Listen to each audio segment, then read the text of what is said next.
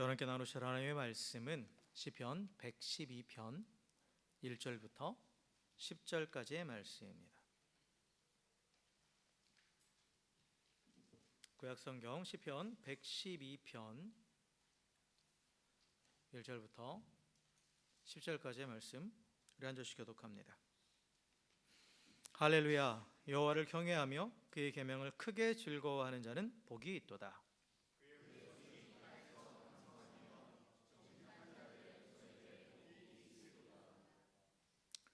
보화 재물이 그의 집에 있으며 그의 공의가 영구히 서 있으리로다.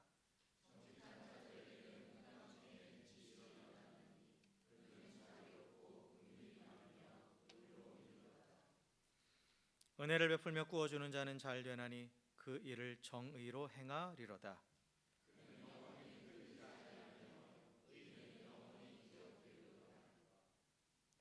그는 흉한 소문을 두려워하지 아니하며 여호와를 의뢰하고 그의 마음을 굳게 정하였도다.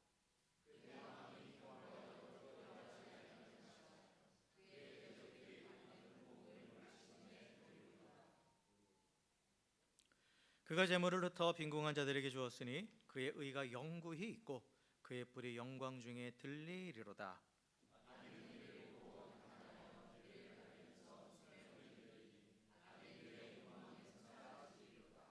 아멘. 아멘. 할렐루야. 할렐루야. 네, 우리 옆에 계신 분하고 인사하겠습니다. 주의 사랑으로 사랑하고 축복합니다. 인사하겠습니다.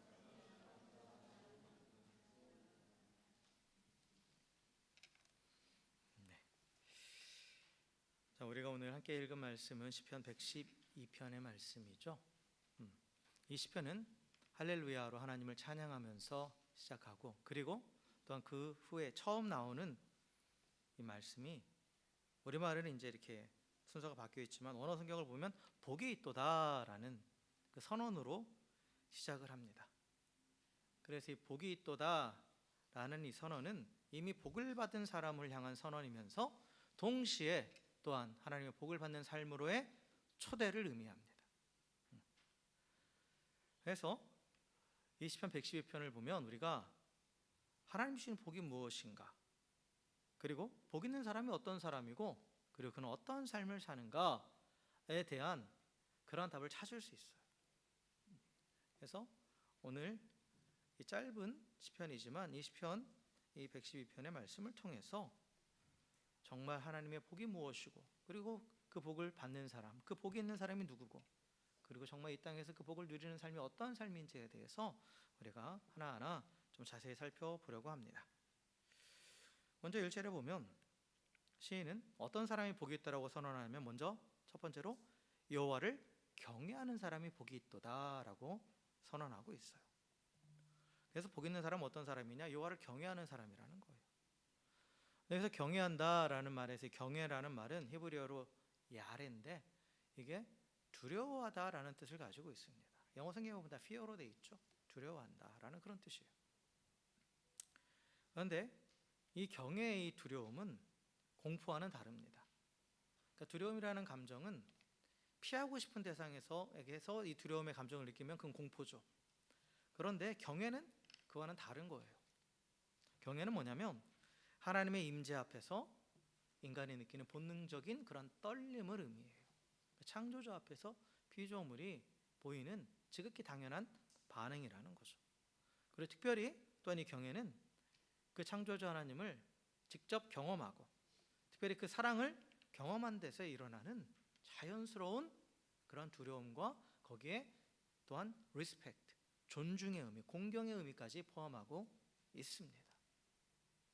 그래서 창조주 하나님을 자신의 삶 가운데 경험한 사람, 그 하나님의 사랑을 경험한 사람은 그 하나님의 창조되심으로 인해서 두렵고 떨림이 있지만, 또한 그 하나님의 사랑으로 인해서 그 하나님을 존경한다라는 거예요. 공경한다라는 거예요. 근데 성경은 이렇게 하나님을 경외하는 사람에게 복이 있다라고 선언하고 있습니다. 그리고 또 1절에 보면 복 있는 사람을, 또 한 사람을 얘기하는데, 그 사람 어떤 사람이냐? 하나님의 계명을 크게 즐거워하는 사람이다 라고 말해요. 하나님의 계명을 크게 즐거워하는 사람이 바로 복 있는 사람이다 라고 선언하고 있죠. 여기서 이 계명이란 명령을 의미합니다. 명령. 지켜야 될 명령이에요. 그래서 하나님의 말씀, 넓게는 크게는 하나님의 말씀이 있고 그 안에 여러 말씀들이 있는데 하라고 하신 말씀, 하지 말라고 하신 말씀, 이걸 우리가 계명이라고 말해요. 그래서 여기서 이 하나님의 계명, 이 하나님의 말씀을 크게 즐거워한다라고 그랬잖아요. 이 즐거워한다라는 것은 그 마지못해서 그 말씀을 따라가는 게 아니라 그 말씀을 하신 분에 대한 그분에 대한 마음이 있기 때문에 그분과의 그 반응으로 인해서 관계 안에서 그래서 마음을 그분께로 향하면서 크게 기뻐하는 것, 그게 바로 즐거워하는 거예요. 그래서 하나님의 계명을 크게 즐거워한다는 말은 결국 그 말씀을 억지로 지키는 것이 아니라 기쁨으로 사랑하며 따라가는 것입니다. 그래서 오늘 말씀은 또 하나님의 계명을 크게 즐거워하는 사람은 복이 있다라고 선언하고 있죠. 시편을 시작하는 시편 1편에서도 복 있는 사람에 대해서 똑같이 표현하고 있어요. 오직 여호와의 율법을 즐거워하여 그의 율법을 주야로 묵상하는도다. 같은 의미죠. 하나님의 말씀을 즐거워하고 주야로 묵상하면서 그 말씀대로 행하는 것, 행하는 사람, 그 사람이 바로 복이 있다라는 거예요. 그래서 이 시편 1편에 쓰여진 시기와 시편 112편에 쓰여진 그 시간에 그 수백 년의 시간의 차이가 있는데 그럼에도 불구하고 동일하게 복 있는 사람은 시대를 초월해서 하나님의 말씀을 기쁨으로 사랑하며 따르는 사람이다라는 것을 알 수 있죠. 그리고 또한 오늘 이 112편 1절에서는 하나님을 경외하는 사람과 하나님의 계명을 즐거워하는 사람을 같이 하나로 연결시켜 놨죠. 그렇죠? 그래서 하나님을 경외하는 사람은 어떤 사람이냐? 또 하나님의 계명을 크게 즐거워한다라는 거예요. 왜냐하면 하나님의 계명이 하나님의 말씀, 이것은 하나님께서 자기 백성에게 주시는 거예요. 근데 그 자기 백성은 어떤 사람이냐? 하나님을 경외하는 사람들이에요. 그죠? 그래서 하나님을 경외하는 사람들에게 하나님이 주시는 말씀이 하나님의 계명입니다. 그런데 그 계명을 어떤 목적으로 주셨다고 나오죠? 신명기에 보면 너희의 행복을 위하여. 우리 행복을 위해서 주셨다라는 거예요. 그래서 하나님의 계명은 하나님께서 우리를 억압하고 압제하기 위해서 주신 게 아니라 그 계명을 따라 살아갈 때 우리가 진정 이 땅 가운데서 하나님이 예비하신 은혜를 누리고 또한 진정 행복한 삶을 살아갈 수 있다라는 거예요. 그렇기 때문에 정말 하나님을 경외하는 자리에 있는 사람은 그 하나님의 계명이, 하나님의 말씀이 무거운 짐이 아닌 거예요. 그 목적을 아니까. 그 목적이 나의 행복을 위한 것이니까 그 말씀이 기쁨이 되는 겁니다. 어떠한 말씀이 내게 주어지든. 그리고 하나님을 경외하며 기쁨으로 말씀에 순종하는 사람은 하나님께서 약속하신 복을 누리게 되는 것이죠.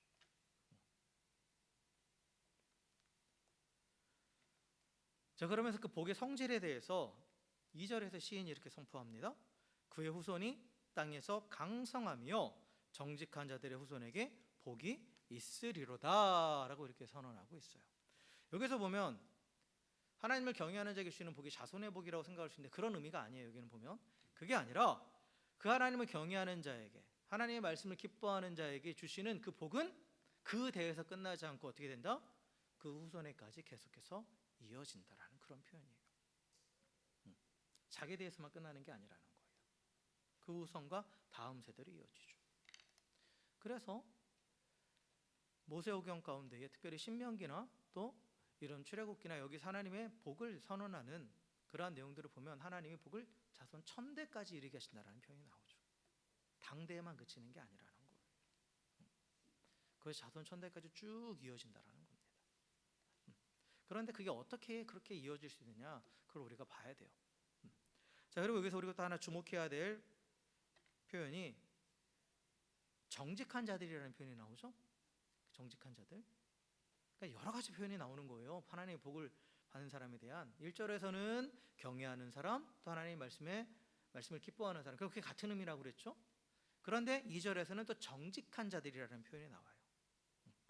이 정직한 자라는 말에 원하는 예시하림인데 이것은 똑바르다, straight, 곧다라는 그런 의미의 야샤르라는 그러한 헬라어 히브리어 단어에서 왔습니다.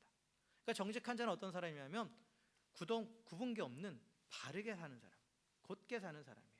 그런데 무엇인가가 곧다, 바르다라고 할 때 반드시 그에 대한 기준이 있죠. 그렇잖아요. 그 기준에서 벗어나지 않는 게 바로 곧은 거예요. 바른 거예요. 그런데 이 기준은 뭡니까? 하나님의 말씀이죠. 그러니까 정직한 자는 어떤 사람이냐? 하나님이 말씀이 그 제시하는 그 기준, 그 삶의 그 기준에 맞추어서 바르게 사는 사람이 정직한 사람이고, 결국 그 사람은 하나님의 말씀을 기뻐하고 하나님을 경외하는 사람이죠. 결국 하나님을 경외하는 자, 하나님 말씀을 기뻐하는 자, 정직한 자는 다 같은 의미예요. 같은 사람을 가리키는 겁니다. 그래서 하나님을 경외하는 사람이 실제로 하나님의 말씀을 기뻐하는데 그 삶에서 그게 어떻게 나타나느냐? 그 말씀의 기준에 맞춰 산다라는 거예요. 좌로나 우로나 치우치지 않고 정직한 삶으로 나타난다라는 거죠. 근데 실제로 삶에 표현되는, 삶에 나타나는 거예요. 정직한 삶으로. 그런데 그 정직한 삶을 누가 봐요? 그 자손이 보는 거예요. 그 후손들이 보는 거예요. 그래서 그들이 하나님 경외하기를 배우고 하나님 말씀을 기뻐하는 삶을 배우고 그들 또한 하나님 앞에 정직하게 살게 되는 겁니다. 그래서 하나님의 복을 자손들도 누리는 거예요. 여러분, 이 말씀 오해하지 마세요. 부모가 하나님의 복을 받는다고 해서, 하나님 앞에 바로 섰다고 해서 자손들이 무조건적으로 그 복을 받는 것이냐, 그런 의미가 절대 아니에요. 하나님 앞에 바로 서 있는 그 부모의 삶을 보면서 자식들도 그것을 본받아서 하나님 앞에 정직한 삶, 하나님을 경외하고 말씀 앞에 서는 삶을 살아가기 때문에 그들도 복을 누리는 거예요. 하나님과는 철저하게 1대1입니다. 성경 분명히 말하죠. 부모의 믿음이 자식을 구원하는 건 절대 아니라고. 그러나 믿음의 국회에서 있는 부모를 보면서 자식은 그 믿음의 대상이신 하나님을 발견하게 되는 거예요. 그럼으로써 그 믿음의 길에 들어서게 되고 동일하게 복을 누리게 되는 거죠. 그래서 믿음의 대를 이어가기 위해선 부모가 바로 서는 게 필요해요. 부모 세대가. 그랬을 때 그에게만 그 하나님의 복이 자손에게도 계속해서 흘러가는 겁니다. 그래서 하나님을 경외하는 사람의 그 정직한 삶의 모습을 보고 그 후손들도 하나님을 경외함으로 복을 받고 이 땅에서 더욱더 강성해진다라는 거예요. 자손의 번성이 그렇게 이루어지는 거예요. 그래서 이거는 하나님의 복의 성질을 의미합니다. 자손이 번창하게 된다라는 게 하나님의 복을 의미하는 게 아니라는 거예요. 여기서는 분명히 아셔야 돼요. 물론 다른 성경에서는 그것도 하나님의 복이라고 얘기하지만 다른 부분들에 대해서는, 여기에서는 그 얘기를 하는 게 아니에요. 자, 그리고 이제 비로소 3절에서 시인은 이 경외하는 자가 받는 복을 선포합니다. 이렇게 선포해요. 부와 재물이 그의 집에 있으며 그의 공의가 영구히 서 있으리로다 라고 이렇게 선언하고 있어요. 이 문장을 자세히 보시면 앞에 부와 재물이 그의 집에 있다, 이 부분에 대해서는 많은 사람들이 이게 복이 맞아 라고 생각을 할 거예요. 그런데 이것과 지금 뭐가 연결되어 있어요? 그의 공의가 영구히 서 있으리로다 라는 말씀이 연결되어 있죠. 그렇죠? 성경은 전체적인 의미를 다 봐야 돼요. 그러니까 부와 재물이 있고 그리고 그의 공의가 영구히 선다, 이런 의미거든요. 원어적으로도 보면 등위 접속사로 연결되어 있어요. 그래서 이 앞부분만 보면 흔히 우리가 하나님이 주시는 복을 물질의 복, 부와 재물은 단순히 물질만을 포함하는 게 아니라 건강이며 소유며 이 모든 것들을 다 말하는 거예요. 우리가 소유할 수 있는 모든 것들을. 근데 우리 흔히 이런 소유를 복의 개념으로 생각을 합니다. 특별히 물질의 소유. 그래서 이 앞부분만 보면 맞아, 하나님을 경외하는 자에게 하나님께서 이렇게 물질의 복을 주시는 거야 라고 우리는 그렇게 해석할 수 있어요. 그러나 여기에서 우리가 초점을 둬야 되는 부분은 뭐냐면 부와 재물이 아니라 바로 그 뒤에 있는 공의가 영구히 서 있으리라 라는 이 선언이에요. 그리고 여기서 하나님의 복에 우리가 주목해야 될 부분은 바로 이 공의가 영구히 선다라는 부분이에요. 하나님이 주시는 복은 뭐냐? 그의 공의를 영원히 세워주신답니다. 이게 포커스예요. 그럼 앞에 있는 그런 부와 재물을 그의 집에 주시는 것은 뭐냐? 그의 공의를 영구히 세울 수 있도록 부와 재물을 그의 집에 주신다라는 개념으로 받아들여야 돼요. 왜냐하면 이 뒤에 나오는 말씀들이 다 그 부와 재물을 어떻게 쓰는가 그에 대한 얘기예요. 그렇잖아요? 그래서 하나님께서 하나님을 경외하는 자에게 집에 부와 재물을 주십니다. 그런데 그것이 복이 아니라 그것은 뭐냐면 부와 재물을 주셔서 진정한 복인 그의 공의를 영구히 세우게 하신다라는 거예요. 자, 그렇다면 여기서 공의가 무슨 의미인가? 라는 것을 우리가 분명히 짚고 넘어가야 되죠. 왜 그게 복인가? 공의가 세워지는 게 왜 복이냐? 라고 했을 때, 자, 공의라는 말 우리 많이 듣죠? 의, 공의, 뭐 정의, 공평 많이 들어요. 많이 듣는데 이 공의라는 말은 이 관계적인 용어예요. 관계에서 세워지는 게 바로 공의입니다. 그러니까 히브리어 최다카가 어떤 옳고 그름만을 따지는 게 아니라 관계 속에서 마땅히 있어야 될 자리에 있고 마땅히 해야 될 것들을 하는 것, 그게 바로 최다카, 공의가 의미하는 거예요. 이게 왜 관계적인 용어냐면 하나님은 공의로우신 분이시죠. 아니에요? 제 하나님은 공의로우신 분이에요? 우리는 공의의 하나님이라고 얘기하잖아요. 그죠? 그때 하나님의 공의는 뭘까요?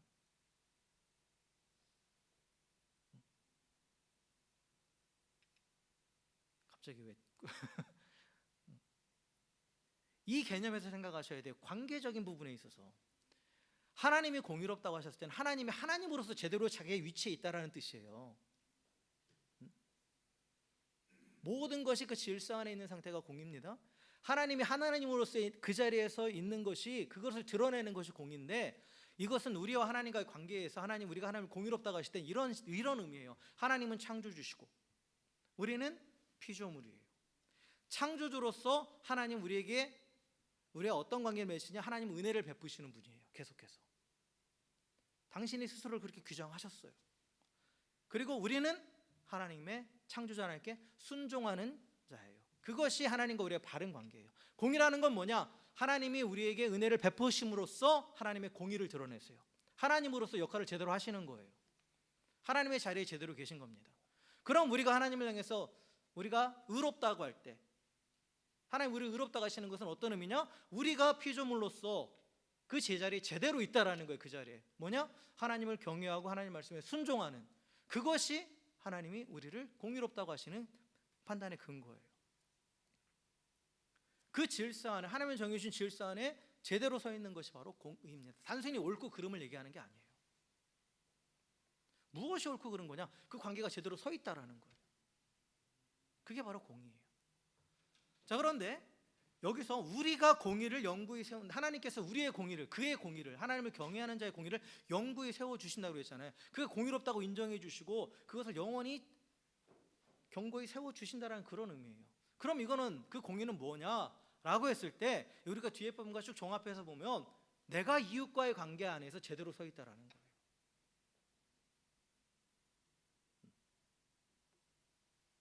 이게 모든 성경과 다 연결됩니다. 결국은 하나님과의 관계 안에서 공의롭게 서 있는 사람은 이웃과의 관계에서 공의롭게 서 있어요. 그런데 이웃과의 관계에서 공의롭게 서 있다는 것, 하나님이 정해주신 질서 안에 있다는 건 뭐예요? 하나님께서 처음 아담과 하와를 만드시면서 그 둘이 첫 이웃이거든요. 단순한 부부라고만 생각하시면 안 돼요.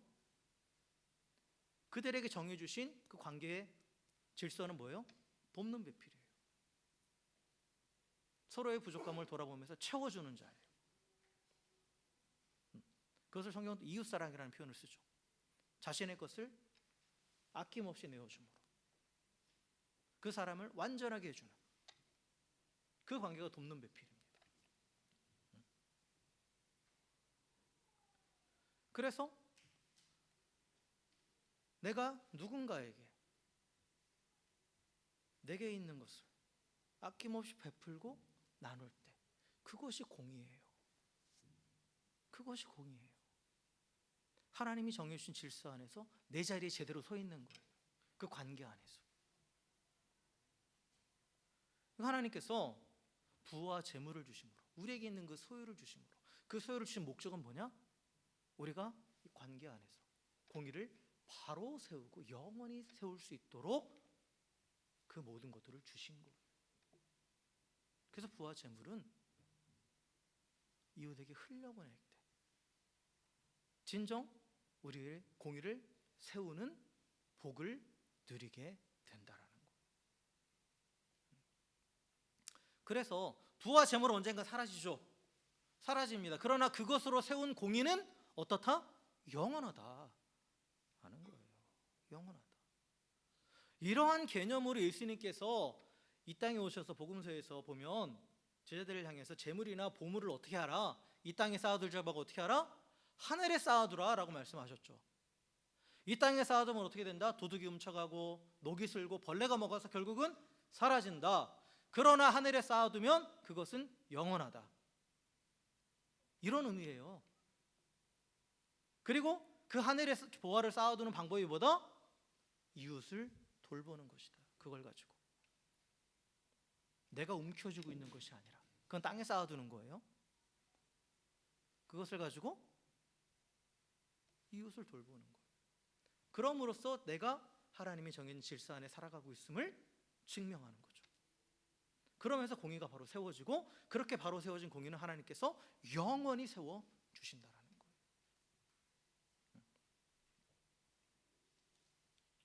그래서 하나님을 경외하는 자의 집에 부와 재물을 주십니다. 건강도 주십니다. 여러 가지 소유들을 허락해 주세요. 그런데 그걸로 끝이 아니에요. 그걸 가지고 어떻게 하라? 어려운 이웃에게 베풀고 섬김으로써 공의를 세우라는 거예요. 결국 이 부와 재물은 공의를 세우기 위한 수단이에요. 진정한 복인 공의를 세우기 위한 수단이지 그거 자체가 복으로 끝나는 게 절대 아닙니다. 하나님이 주신 진정한 복은 잠깐 있다 사라지는 부와 재물, 우리의 소유가 아닌 그것을 가지고 하나님이 정해주신 질서 안에서 공의를 바르게 세워가는 그것이 진정한 복이고, 이 복은 그래서 후손에까지 이어지는 거예요. 영원히 남습니다. 공의만 남아요. 공의. 그래서 공의의 개념을 우리가 정확하게 이해하자. 결국은 제가 창세기에서부터 얘기한 게 하나님은 창조하실 때 질서를 잡으시고 있잖아요. 그게 공의의 하나님이에요. 질서를 정해놓았어요. 모든 관계 안에서 질서를. 그 질서가 깨지는 게 죄고, 그 질서 안으로 돌아가는 것이 회복입니다. 그리고 그 질서 안에 바로 서 있는 것이 의예요. 그게 바로 공의. 이것을 위해서 하나님 우리에게 모든 것을 허락하시는 거예요. 하나님을 경외하는 자. 그래서 4절 5절부터 보면 쭉 이 하나님을 경외하는 자들이 이 받은 복을 실제로 어떻게 누리며 살아가는지, 어떻게 공의를 영원히 세워가는지, 그에 대한 내용들을 쭉 얘기합니다. 4절에 보면 이렇게 말하죠. 정직한 자들에게는 흑암 중에 빛이 일어나나니 그는 자비롭고 긍휼이 많으며 의로운 이로다 라고 선언하고 있어요. 여기서 정직한 자들은 아까 말씀드린 대로 하나님을 경외하는 자, 그래서 하나님의 복을 누리는 사람들이에요. 그런데 그런 자의 삶 가운데도 뭐는 있어요? 흑암은 있어요. 흑암이라는 것은 삶을 위협하는 고난과 절망, 어둠을 의미합니다. 왜 하나님을 경외하는 자에게도 이 흑암이 찾아오느냐? 이 땅의 어둠 가운데 있기 때문에 그런 거예요. 이 땅을 살아가는 동안은 계속해서 우리는 그 흑암 가운데 살아가는 거예요. 다만 그 흑암 가운데 혼자 버려진 게 아니라 그 가운데 뭐가 있어요? 빛이 임해요. 계속해서 하나님의 빛이 임하는 거예요. 그래서 이 흑암의 한복판에서 그 빛이 임하여서, 그래서 그 흑암을 헤치며 살아가게 하시는 거예요. 그래서 어려운 문제 앞에서, 고난과 절망의 순간에 하나님의 도우심이 임하는 거죠. 그래서 그 흑암 가운데에서 그 빛이 임할 때 뭐를 경험하냐? 하나님의 자비와 하나님의 긍휼을 경험하게 돼요. 그런데 그걸로 끝나는 게 아니에요. 그 하나님의 자비와 긍휼을 경험한 사람은 똑같이 자비와 긍휼을 베푸는 자가 되는 거예요. 그래서 모든 관계 앞에 바로 서 있는 의인이 되는 겁니다. 결국 하나님을 경외하는 자는 하나님의 성품을 삶에서 경험하는 거예요. 계속해서 자비와 긍휼, 은혜, 그 모든 것들을 삶에서 계속해서 경험해요. 이 흑암 가운데 살아가면서. 그런데 그 경험하는 것으로 끝나는 게 아니라 어떻게 해요? 계속해서 경험하다 보니까 어떻게 돼요? 닮아가는 거예요. 닮아가는 겁니다. 그 하나님의 성품을 닮아가요. 그래서 하나님의 뜻대로 행함으로써 하나님의 성품을 세상에 나타냅니다. 그래서 5절에 이렇게 돼 있죠. 은혜를 베풀며 꾸어주는 자는 잘되나니 그 일을 정의로 행하리로다. 이렇게 표현되어 있는데 사실 이건 좀 해석이 약간 사실 이 구절이 원어를 보면 해석이 좀 다양하게 되는 해석인데 전체적인 흐름에 갑자기 맞지 않아요. 사실 복을 그냥 뭔가 잘 되는 거 받는 거로만 생각하면 맞는 해석이죠. 그래서 내가 이렇게 은혜를 베풀니까 꾸어주니까 하나님이 나를 잘 되게 하신다 이런 식으로 해석하는데 이건 선호 관계가 바뀐 거예요.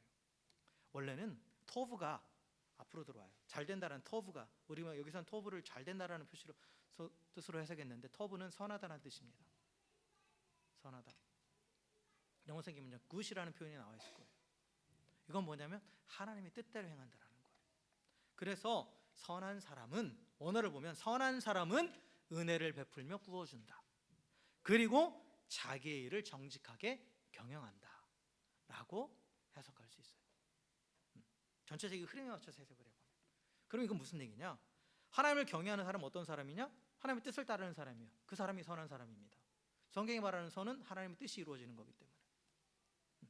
그래서 그는 하나님의 뜻대로 어떻게 해요? 아낌없이 이웃에게 베푸는 거예요. 은혜를 베풀며 꾸어준다는 게 아낌없이 베푼다는 거예요. 이웃에게는 아낌없이 은혜를 베풀고 자신에게는 항상 어떻게 한다? 정직하게 한다. 공정하게 한다라는 거예요. 자기의 일은. 세상은 반대죠. 이웃에게는 칼같이 인색하게 다 따져요. 자기에게는 한없이 관대하죠. 오히려 자기의 이익을 위해서라면 속이는 것도 서슴지 않아요. 별 거리낌 없이 속여요. 그러나 선한 사람, 즉 하나님의 뜻을 따라가는 사람, 하나님을 경외함으로 하나님의 복 가운데 살아가는 사람은 어떻게 한다?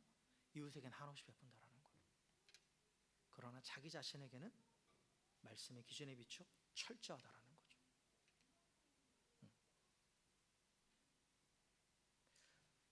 내가 손해를 보더라도 정직하게 행하는 거예요. 그래서 자기의 경영을 공정하게 정직하게 일하는, 내 일은 정직하게 경영한다라는 거예요.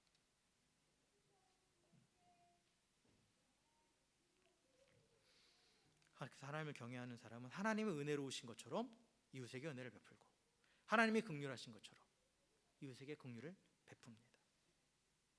그러나 자기 자신에게는 그 말씀의 기준 앞에 정직한 삶을 살아가는 거예요. 그럼으로써 이 흑암 같은 세상에서 하나님의 긍휼을 드러내는 또 한 줄기 빛이 되는 거예요. 그를 통해서 하나님의 빛이 세상에 드러나는 거죠. 그래서 여기서 우리가 복의 개념을 정확하게 짚고 넘어갈 수 있어요. 하나님 주시는 복의 진정한 개념은 뭐냐? 소유가 아니에요. 소유가 아닙니다. 재물을 비롯한 무언가를 소유하는 것이 아니라 진정한 복은 뭐냐? 통로가 되는 거예요. 통로가 되는 겁니다. 하나님의 자비와 긍휼의 통로, 하나님이 주시는 물질의 통로, 내게 주신 모든 것들을 내 안에 가둬두는 것이 아니라 나의 소유로 삼고 그걸 쌓아두려는 것이 아니라 흘려보내는 그런 통로로 살아가는 것이 공의를 바로 세우는 복을 누리는 삶이에요. 하나님은 경외하는 자에게 부와 재물을 주십니다. 건강 주십니다. 여러분 구하세요. 구하지 말라라는 게 아니에요. 구하세요. 그런데 그것을 왜 구하느냐? 진정한 복을 누리기 위해서. 진정한 복은 뭐냐? 그것을 통해서 나만 사는 것이 아니라 나도 살아야죠. 사실 근데 필요하니까. 근데 통로가 되면 어떻게 되는 거예요? 나도 영향을 받는 거예요. 복 있는 사람은 시편 1편에 보면 그 사람을 통해서 계속해서 흘러가요. 그래서 그 주변에 나무들이 다 살아나요. 가둬놓고 있으면 그 안에서 썩어버리는데 그걸 계속해서 흘려보내므로 자기도 살고 그 흘러가는 곳마다 생명이 살아나는 거예요. 그래서 복 받은 사람은 뭐냐? 진정 복 있는 사람은 어떤 사람이냐? 하나님과 다른 사람 사이에서 통로가 되는 거예요. 통로. 그래서 하나님의 은혜, 하나님의 자비, 하나님의 긍휼이 먼저는 내게 임해요. 그런데 여기서 끝나는 게 아니라 어떻게 해요? 이웃에게 흘러가는 거예요. 계속해서 흘러가는 거예요. 물질도 흘러가는 거예요. 육신의 것도 흘러가는 거예요. 계속해서 흘러가면 흘러갈수록 그 통로는 더 커집니다. 더 넓어지는 거예요. 그러나 가둬두고 있으면 그 안에서 썩어서 결국은 자신도 죽어요. 나중에는 썩은 물이 가득하면 결국 그 죽어버리는 거죠. 나도 죽어요. 나도. 그건 복이 아니라 저주가 되는 거예요. 하나님이 주신 것을 가둬놓고 있으면 그건 더 이상 복이 아니에요. 그건 저주가 되는 겁니다. 죽이는 것이 되는 거예요.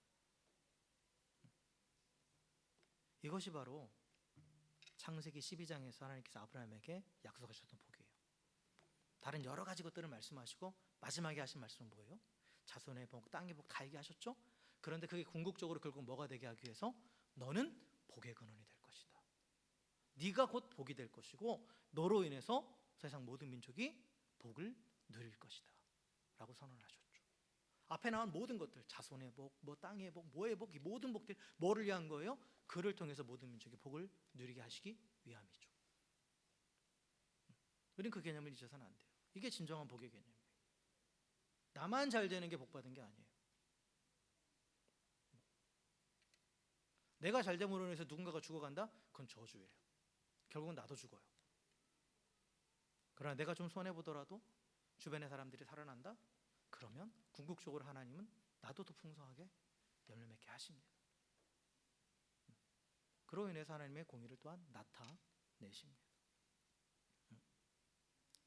그래서 이렇게 세상에서 복의 통로로 사는 사람, 그 하나님의 복을 누리는 삶은 결코 흔들리지 않는다라고 말하죠.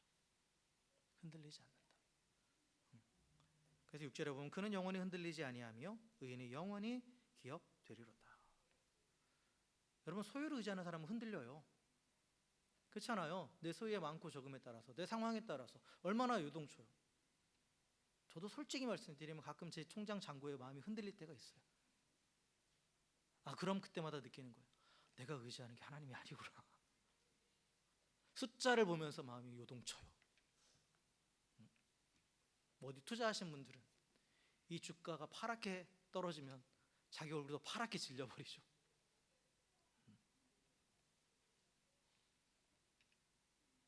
하나님이 아닌 다른 것을 의지하는 사람은 결국은 요동칩니다. 계속해서. 그러나 하나님을 경외하는 사람, 그럼으로써 소유에 집착하지 않고 그것을 흘려보내면서 공의를 세워가는 삶을 살아가는 사람은 요동하지 않는 거예요. 든든히 서 있습니다. 특별히 흉한 소문이 들려와도 두려워하지 않는다라고 되어 있죠. 흉한 소문. 여기서 흉한 소문이라는 건 뭐냐면 실제적으로 나에게 해악을 가하는, 지금 당장 일어나지 않는데 예정되어 있는 그런 재난과 손실의 위협이 지금 닥쳐오고 있는 거예요. 그런데도 어떻게 해요? 두려워하지 않는다라는 거예요. 여러분, 그런 소식이 들리면 누구나 두려움에 움츠리게 되는 거죠. 그런데 의인, 즉 하나님의 질서 안에서 또한 그 공의를 세워가는 삶을 살아가는 그 의인은 그런 것을 두려워하지 않는다라는 거예요. 왜냐? 그는 여호와를 의뢰하고 그의 마음을 굳게 정하였기 때문이라는 거죠. 그런데 여기서 이 시인은 마음을 굳게 정하였다, 여호와를 의뢰했다라는 것을 원문을 보면 수동태로 쓰였어요. 내가 마음을 정한 게 아니고, 내가 여호와를 의뢰한 게 아니고 하나님께서 내 마음을 굳게 정해 주셨다라는 거예요. 하나님께로 내 마음을 끌어가셨다라는 거예요. 결국 우리의 마음을 굳게 하시는 분도 하나님이십니다. 견고하게 세워주신다라는 거예요. 그래서 어떤 위협이 닥쳐올 때 문제 앞에서 사람들은 두려움을 느끼죠. 사실 하나님을 경외하고 의인도 두려움 자체는 느껴요. 근데 뭐가 차이냐면 그 두려움에 삼켜지느냐, 그 두려움의 지배를 받느냐, 아니면 그 두려움을 극복하고 흔들리지 않느냐, 그 차이예요. 의인은 하나님이 그의 마음을 굳게 잡아주시기 때문에 비록 당장 두려움에 엄습하더라도 거기에 지배당하지 않는 거예요. 그 두려움을 극복하고 굳게 서서 요동하지 않는 거죠. 그래서 하나님은 그렇게 하나님을 의지하며 굳게 서서 흔들리지 않는 그 의인은 결국은 그 끝은 어떻게 되느냐? 대적하는 자들이 스스로 무너지는 것을 마침내 보게 하신다라고 선언하고 있죠. 처음엔 큰 두려움으로 다가왔던 그 대적, 그 위협의 소문들, 그런데 하나님이 그를 굳게 잡아주셨어. 요동하지 않게 하셔서 결국은 뭐를 보게 하시는 거예요? 그 대적들이 무너지는 것을, 그것도 스스로 무너지는 것을 보게 하신다. 내가 싸워서 이긴 게 아니에요. 스스로 무너졌다라는 거, 하나님이 하셨다라는 거죠. 하나님이 하셨다라는 거. 그러한 은혜를 주신다라는 겁니다. 그래서 하나님을 의뢰하며 흔들리지 않는 자는 실제로 어떤 삶을 사느냐? 어떠한 상황에서도 이웃에게 베풀기를 멈추지 않아요. 갑자기 그 말이 나오잖아요. 9절에 보면 갑자기 또 이웃에게 베푸는 모습이 나오죠. 위협이 있고 어려움이 있는데, 그런데 그는 재물을 흩어서 빈궁한 자에게 준다라는 거예요. 재물을 흩어서, 여기서 흩다라는 것은 막 뿌려낸다는 거예요. 어떻게 보면 낭비하는 것처럼 보이는 거예요. 그럴 정도로 어떤 위협이 들려오기 어려운 상황에서도 은혜 베풀기를 멈추지 않는다라는 거예요. 왜냐? 소위에 소망을 둔 게 아니라 하나님께 소망을 두고 있고, 하나님이 그의 마음을 붙잡고 계시기 때문에, 그러기 때문에 멈추지 않는 거예요. 사실 상황이 좋을 때는 누구나 좀 넉넉해져서 베풀을 수 있죠. 그런데 지금 당장 내게 지금 위협이 닥쳐와, 이게 지금 예정되어 있어요.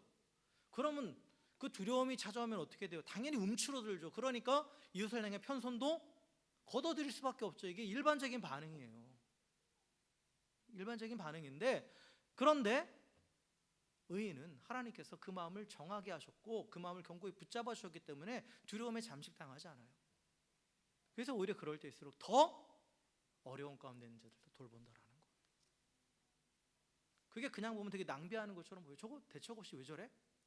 라고 그렇게 할 수도 있어요. 그럼에도 불구하고 그는 하나님을 신뢰하기 때문에, 내 소유에 내 존재와 내 삶의 근거를 두지 않았기 때문에, 나는 단지 통로라는 사실, 그 사실을 기억하고 있기 때문에 움켜쥐려 하지 않는 거죠. 움켜짐으로써 문제를 해결하는 것이 아니라 하나님께서 문제를 해결하시는 분이지, 내가 그걸 소유를 가지고 내 소유를 가지고 그 문제를 해결하는 게 아니라는 거죠. 그러니까 그런 상황에서도 아낌없이 베푸는 거예요. 그럼으로써 공의를 온전히 세워가는 겁니다. 영원한 공의를 세워가는 것입니다. 그래서 이런 의인에게 하나님께서 결론적으로 이런 복을 주신다라는 거예요. 그의 의가 영구히 서 있고 그의 뿔이 영광 중에 들리리로다. 영구히 있다라는 것. 3절에 다시 반복이죠. 공의를 영구히 세워주신다. 이러한 삶을 통해서 공의가 영원히 세워진다라는 거예요. 질서 안에 바로 서 있고 그 하나님의 창조 질서 안에 하나님의 영광을 나타내는 자로서 하나님께서 인정하시고, 그리고 결국은 그의 뿔을 영광 중에 들리신다.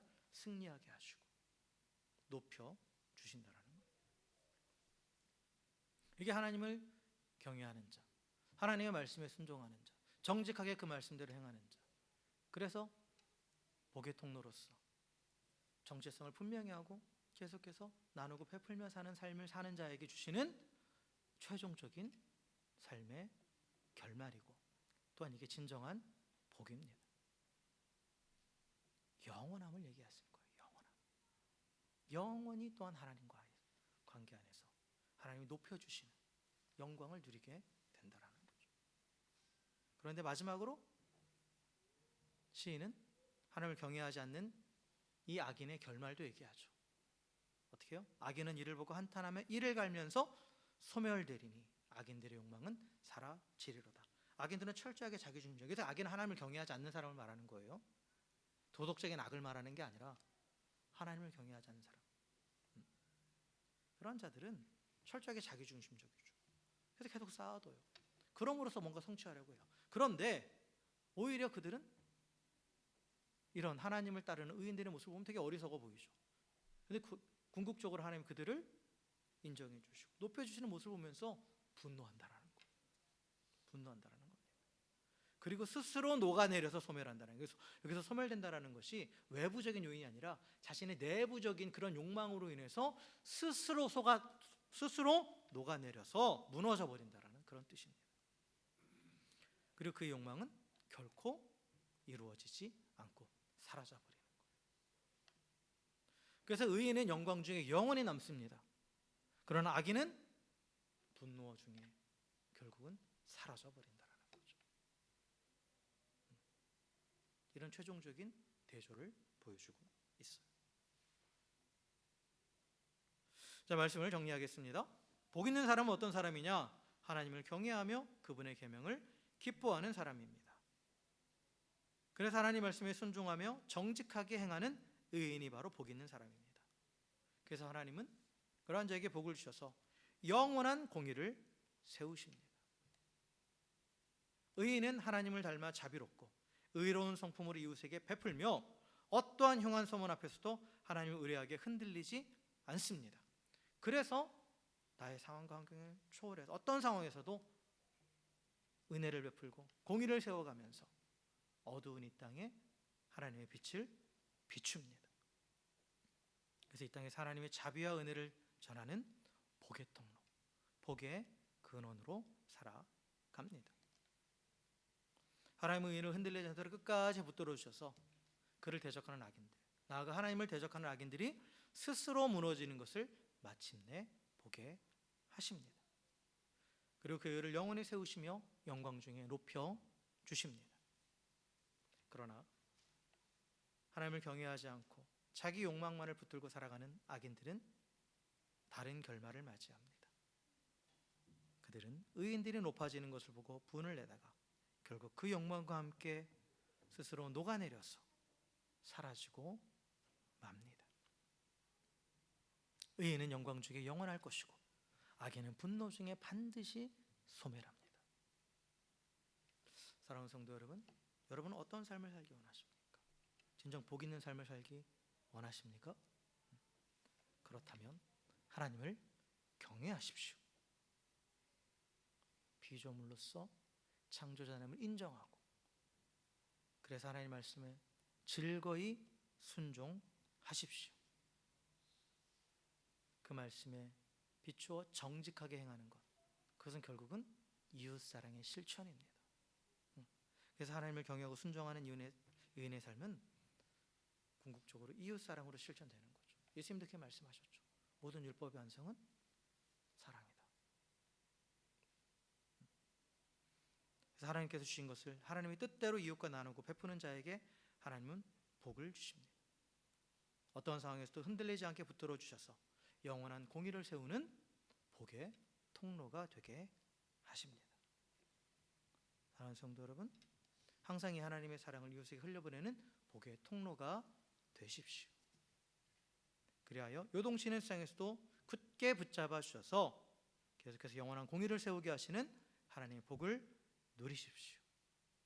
그래서 우리 모두가 이 땅을 살아가는 동안 영원한 공의를 세우는 복의 통로로 살아가며 이 땅에서 하나님의 나라를 누리고 또한 장차 주님과 함께 영원한 영광에 들어가기를 다시 한번 주님의 이름으로 간절히 축원합니다. 함께 기도하시겠습니다.